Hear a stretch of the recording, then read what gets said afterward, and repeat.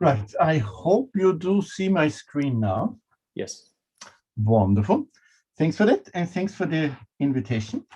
I'll be talking about post-Keynesian macroeconomic foundations for comparative political economy, and I'm just realizing that this slide actually is an old version of the title. The new Keynesians have disappeared from the title now, which was maybe I should use that to tell you about the background of the paper. Now, the paper started out as a reply. Now, as you're probably aware, there's this Baccaro-Pontusson 2016 paper, and there was a reply by Hope and Soskic, where Baccaro and Pontusson discover Kaleckian macroeconomics and used it for the purpose of comparative political economy. And there was a whole special issue of politics and society on that. And Hope and Soskic wrote the new Keynesian reply. And in that, they were essentially saying, it's great that Baccaro and Pontusson are trying to talk more about demand formation and macroeconomics.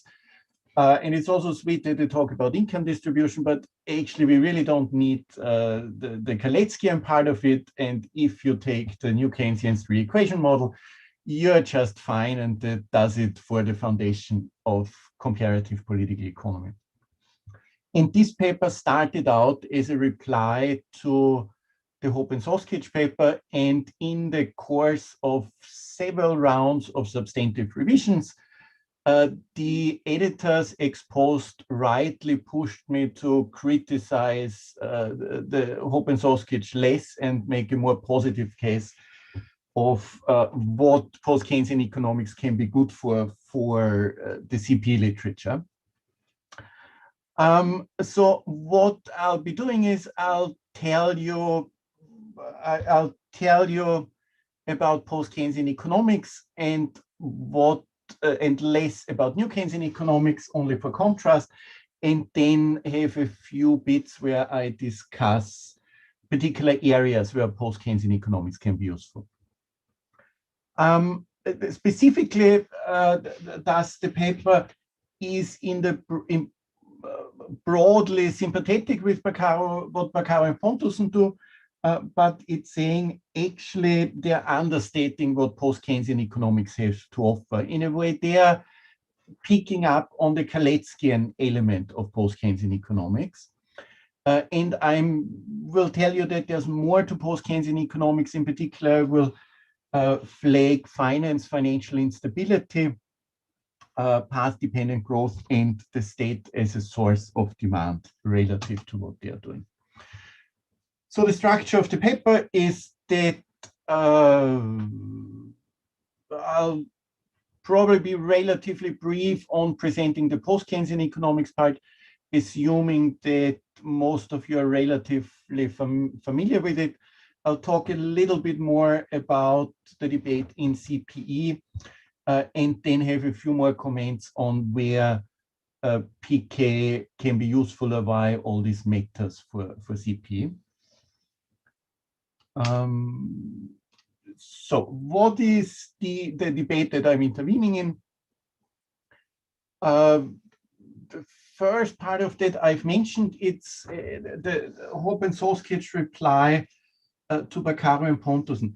Baccaro and Pontusson essentially following in a somewhat simplified way Kaleckian macro. Painfully for my sense of order, they claim that I and other post-Keynesians think that neoliberalism represents a shift to a profit-led demand regime, which actually I don't.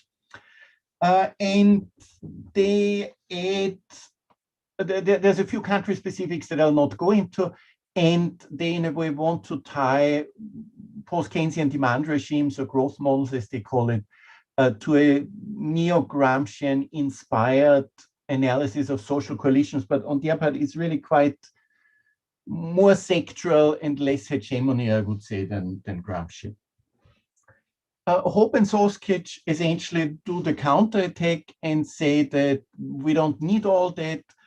the debt-led versus export-led regime empirically matches the CME-LME distinction and thus doesn't add that much, and they claim that the three-equation model is actually well placed to analyze, in particular, the post-fear for this period.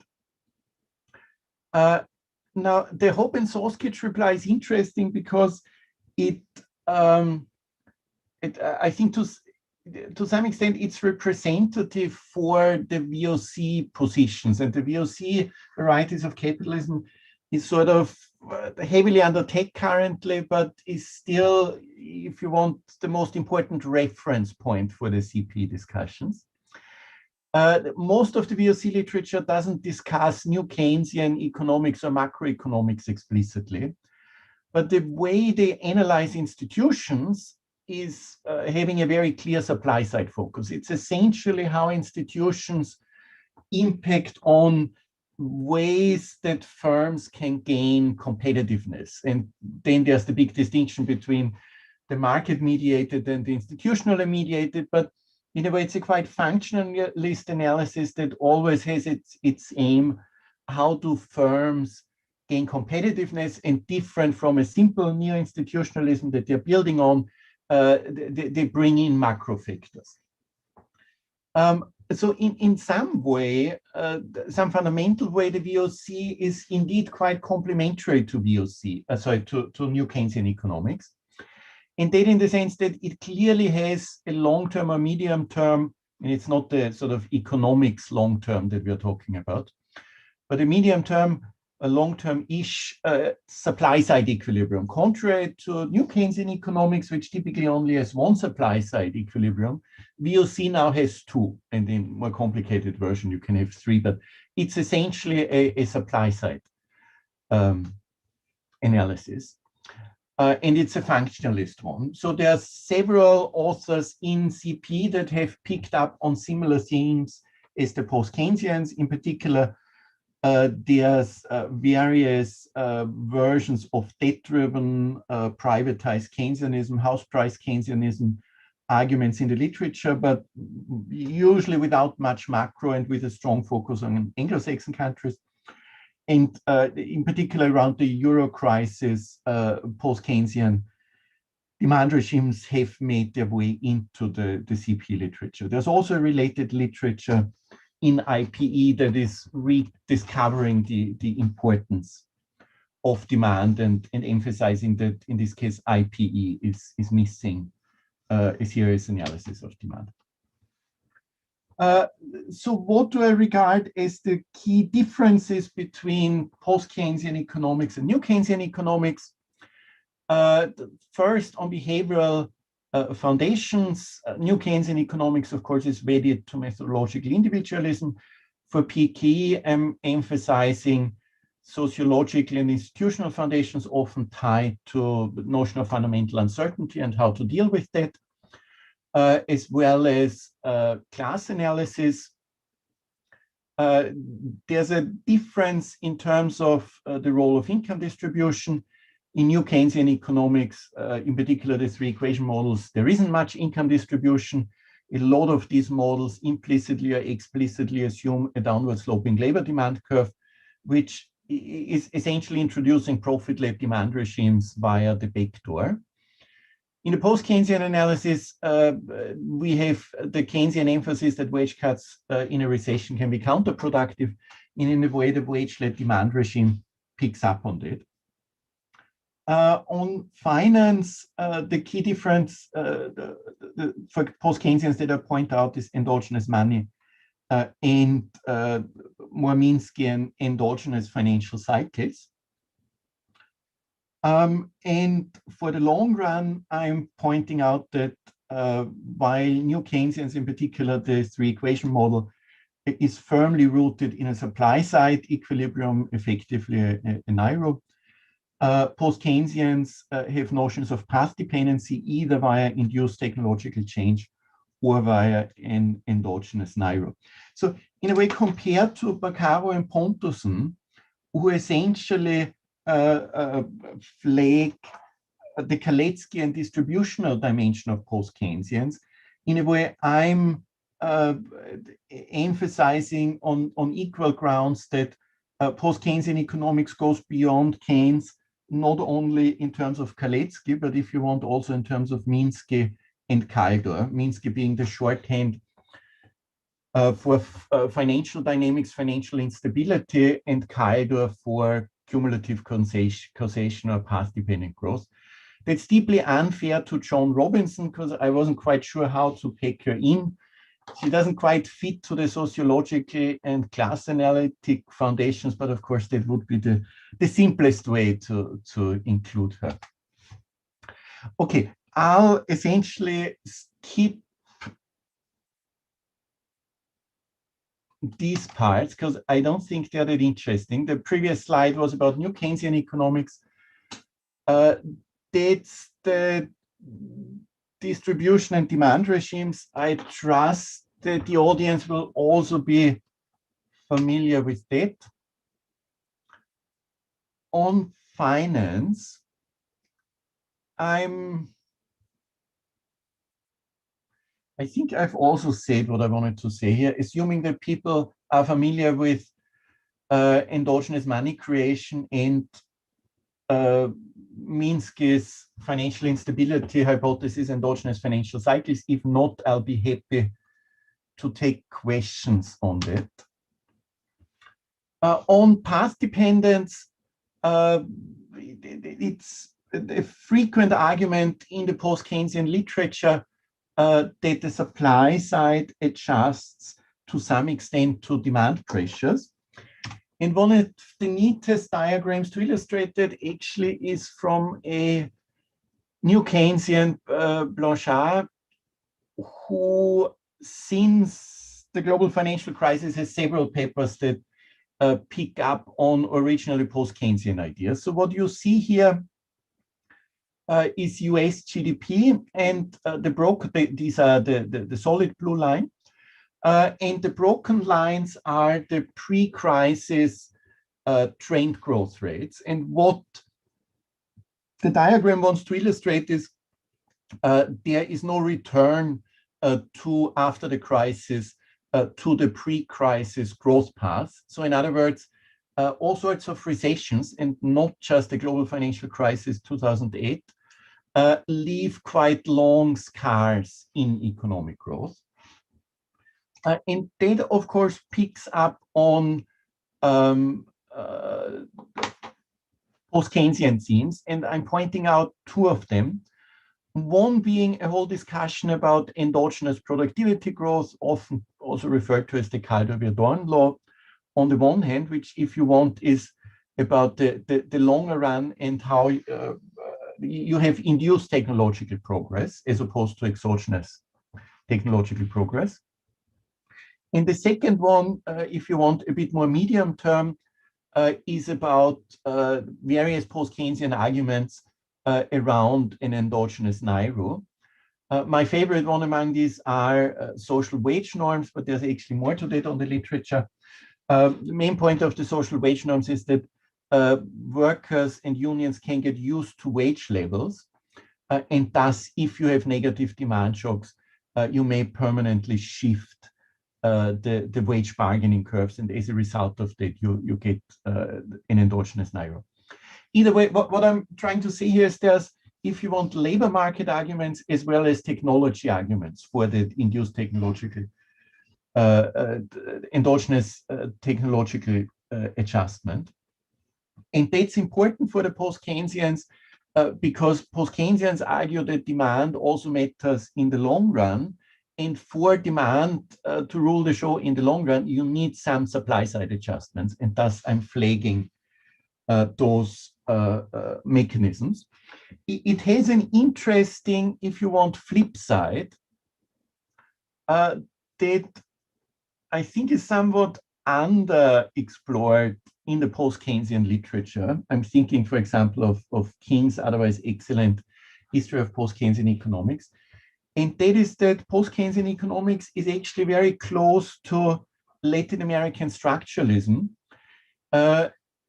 And here, if you want, we see the dividing line or the direct link, and that is that the Latin American structuralists point to particular features that essentially block these endogenous technological progress effects, because they argue that developing countries have a particular economic structure, in particular can't produce the necessary capital goods themselves, and thereby tend to be trapped in exporting low-tech goods or commodities, which and thus Prebisch Singer have a whole story about terms of trade. But what's at the background of that is that they need the current account or balance of payments constraint takes on a different shape for those countries, precisely because they need to import those capital goods. And in the recent literature, also drawing on post-Keynesian arguments, that's supplemented by a whole argument around pro-cyclical capital flows and currency hierarchies. I'll taking a look at my watch. I'm also skipped the previous slide, and I'll say a few words why all this is interesting for CPE, or why that helps us discuss issues that are of interest for CPE. And let me be clear, I regard as CPE the comparative analysis of different capitalisms. And that means that that field wants to explore both differences in institutions, but also differences in economic performance across countries. And then, of course, the fun part of that is how institutions and economic performance interact. But what I'm getting at is that CPE needs a theory of institutions, which effectively is their focus currently, as well as a theory of economics. And so far, CPE, certainly in the form of the VOC, is heavily drawing on mainstream economics. And what I'm saying is it needs, if you want, heterodox macroeconomics, and in particular post-Keynesian economics. So the first area that I'm highlighting, and that in a way is entering an open door, because you see a lot of people working in that direction, is the demand regimes literature that the CPE, the comparative political economists, in a way receive mostly in the incarnation of growth models, and thereby giving a stronger institutional underpinning. When I present the growth models to a CPE audience, I emphasize that we can think about demand regimes along different dimensions. So if you want, a general post-Keynesian's aggregate demand equation is a function of income distribution, but also of private debt, or you can pick your favorite financial variable, as well as government fiscal policy, fiscal stance, or again, whatever you prefer to look at. So in other words, I would bring in the key variables that we have also in the paper with Carsten as the growth drivers at an earlier stage, and would not restrict the demand regimes to wage-led, profit-led, but also to debt-led versus debt burdens, and I will distinguish between strong and weak multiplier effects. I'm then emphasizing that, and I'm specifically referring to the work that we did for the ILO that came under the book that I edited with Marc Lavoie, where we are arguing that neoliberalism is actually situated in a wage-led demand regime and has given rise to debt-driven as well as export-driven growth models, thus clearly distinguishing between growth models and demand regimes, and thus trying to clarify that the analysis here differs from what Baccaro and Pontusson are doing. Then I'm emphasizing that post-Keynesian economics has a lot to offer on finance, financialization, and finance-led growth. And by that, I literally mean PK has a lot to offer to CPE or the political economy more general both on the quite fundamental level of how finance works, but also on understanding finance-led or debt-driven growth models, which of course is a particular comment on Baccaro and Pontusson, who are much stronger on the export-oriented than on the debt-driven growth models. So what's the general point? The general point here is that in the I regard the post-Keynesian monetary theory as quite, I mean, it's obviously a theory of credit money, or a credit-driven theory of money, if you want. But it is a theory that also has a quite prominent role for the state. Now, one incarnation of that, of course, is MMT, that is arguing that the very origin of money is in state authority. They might be pushing that button a little bit too far, but generally, I think they're heading the right direction. In a way, I'd be closer to Ingham and how he discusses modern ways of producing money, if you want, as an interaction of the private sector, commercial banks that are creating money via their lending decisions. But the reason that banks can do that is essentially because in the background you have the state, and you are seeing that in particular in times of financial crisis, where the state, either in the form of the central bank with providing emergency liquidity, or the government in terms of bank bailouts, is stepping in and, if you want, guaranteeing that bank issued money is functioning as perfect equivalent to state issued money. Now, that story becomes even more interesting if you give it a Minskian twist, because in a Minskian world, you will have reoccurring financial crises that are systemic features of the economy we're in, and not due to exogenous shocks. And thus, periodically, you would come to those situations where the state has to come in and stabilize the financial system. Okay, so if you want, that's the general story, where different from various neoclassical or mainstream theories that locate the origins of money in the private sector, in a way, in the post-Keynesian analysis, you have state authority in there from the very beginning. And that, I think, ought to be interesting for various political economists. Now, for the finance-led growth models, I'm in particular highlighting the role that the housing market plays in these growth models. Baccaro and Pontusson have this term, the consumption-led growth model, which I find misleading. They have an analysis of credit that's essentially working as consumer credit. And then at the very end, have a footnote that acknowledges that most of household debt actually is mortgages.